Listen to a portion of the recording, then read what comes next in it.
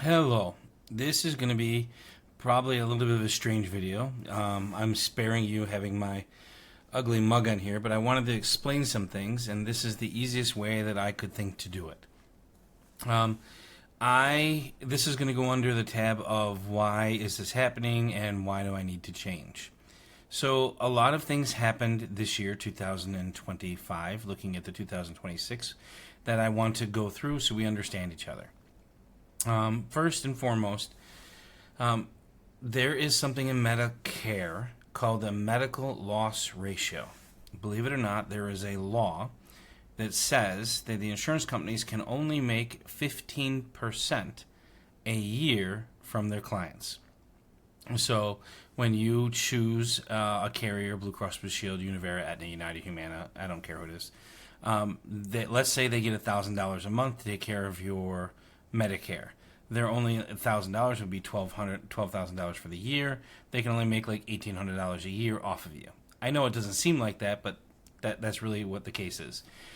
That being said, the government actually checks on that. That's why a lot of them are not for profits, right? They have to create something called a bid. So what happens is the insurance company designs a plan.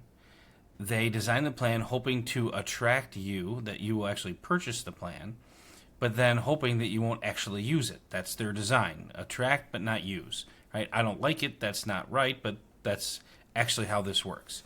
So they have to create something called a bid, a plan, where they turn it into the government. The government looks at it and says, yes, this meets all of our federal standards. You are doing at least the same job that we were doing or better. We approve your bid. They have to do this 2 years early, meaning that what you're getting this year is what was bid for last year. Do you understand? So they understand this is where I could get lost. They do a lot of math. That's why we have actuaries. Figure where's their 15%. They make a plan. They set it up. Here we're going to go. How many clients can we steal from another company and still maintain our viability? Then President O'Biden there. And this has nothing to do with politics at all. He's just the one who made the law, and he did a good job with removing the donut hole. All right, if you remember, in the prescriptions, you would pay a deductible, then you would pay co-pays, then you would go into the donut hole where you'd have to pay a lot more money, right? And then you would go into catastrophic coverage. So he did a good job of removing the donut hole. It was a great thing. It saved a lot of people who have expensive drugs a lot of money. However, when he did it, the insurance companies didn't know that he was going to do it. And because they didn't know he was going to do it, they took some serious losses that they weren't expecting. And by taking these serious losses, that means they lost money. They did worse than their 15%. And therefore, this year, 2026, they are trying to recoup. That is why 100 plans, actually over 100 plans, have been removed from the United States. So they will no longer be able to be viable. With their plans, they have to start over again. Right? So the medical loss ratio, they're trying to recoup their money. Now, that being understand, take a look at this for a minute. If you were an insurance company and you had a lot of people come on, and a lot of people came on, were there for a little while, and while they were there, you were making a lot of money on them, but you were making as much money as you're allowed to make. Let's put it that way. Right? And then eventually, they've been on there for 1 year, 2 years, 3 years, 4 years. Please forgive me, boomers out there, but there's a lot of you, right? And when the boomers were on and they were still 65, 66, 67, right? And they were not actually going to the doctor very often. They had just transitioned in. It was great. But now, according to the studies that have been done, because I do this for a living, right? According to the studies that have been done, the boomers are going to the doctor more often for more expensive things, and those things are costing more money than they used to. So they're trying to get out. So what the insurance companies would do is make their plans too expensive or not viable, and either the people that would stay because they like their company, and let's just face it, seniors just love change. That's sarcasm. So because they don't want to change, they're willing to pay more to keep what it is that they've had, and the insurance company makes money. Or the people leave because they can't afford it, and the insurance company keeps the money that they had before. Kind of see how this works, right? What I want you to understand is this portion of it, because I've heard this too from other people, and I want to make sure that you guys understand.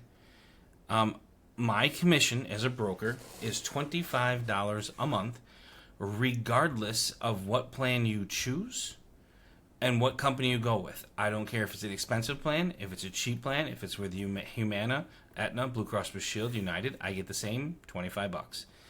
Also, if you were to change from Blue Cross, no, let me put it this way. If you were to stay, if you had the same plan that you had this year, and you just roll over and keep the same plan next year, I get that same $25 a month. Nothing changes. However, if you were to move from Blue Cross Blue Shield to Humana, or from Humana to Aetna, or from Aetna to United, or from United to Blue Cross Blue Shield, right? They pay me the same $25 a month. They just pay it to me all in January. So 25 times 12, $350. Go January. Honestly, it would be easier and better for me to call up my clients and be like, hey, listen, it's still a good plan. There's nothing you need to do.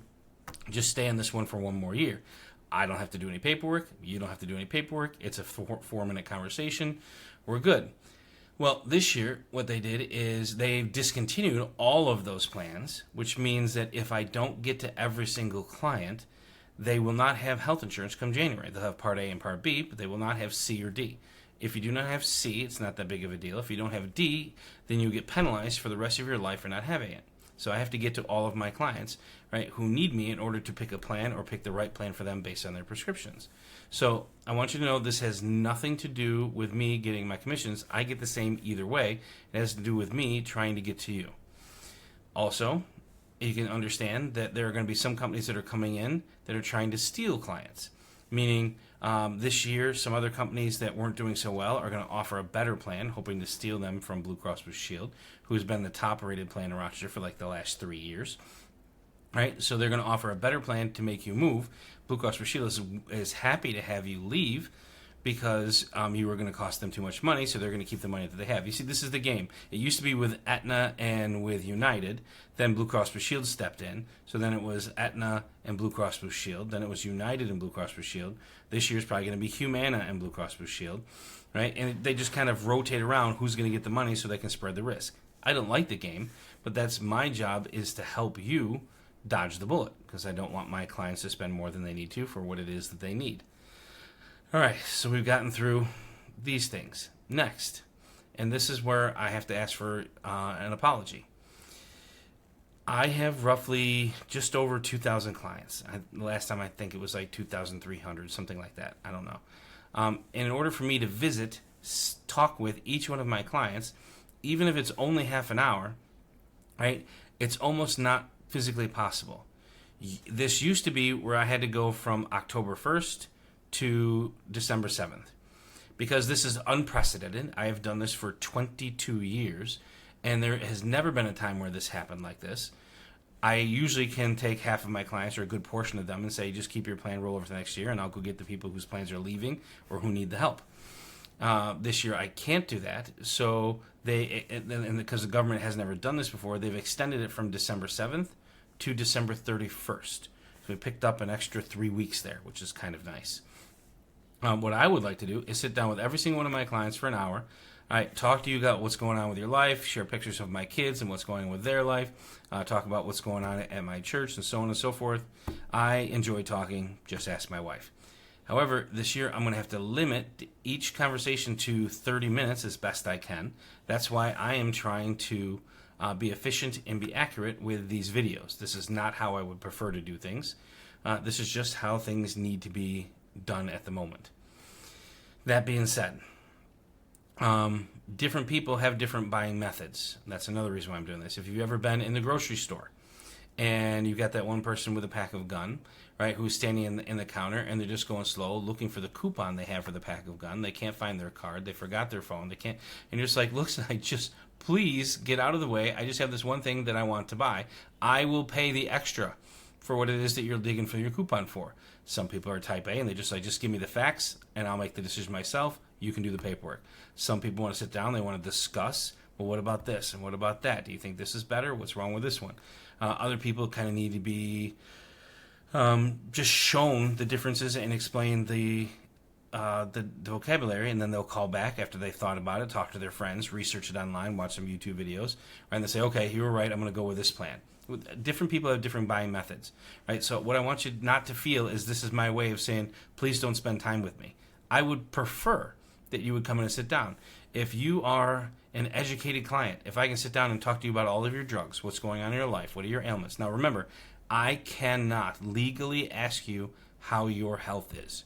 You can tell me as much as you'd like, and I can help you pick a plan, but I cannot ask you what your health is, right? So all I'm trying to do is take away as much time as I can of things that we would go through. I made a Medicare 101 video.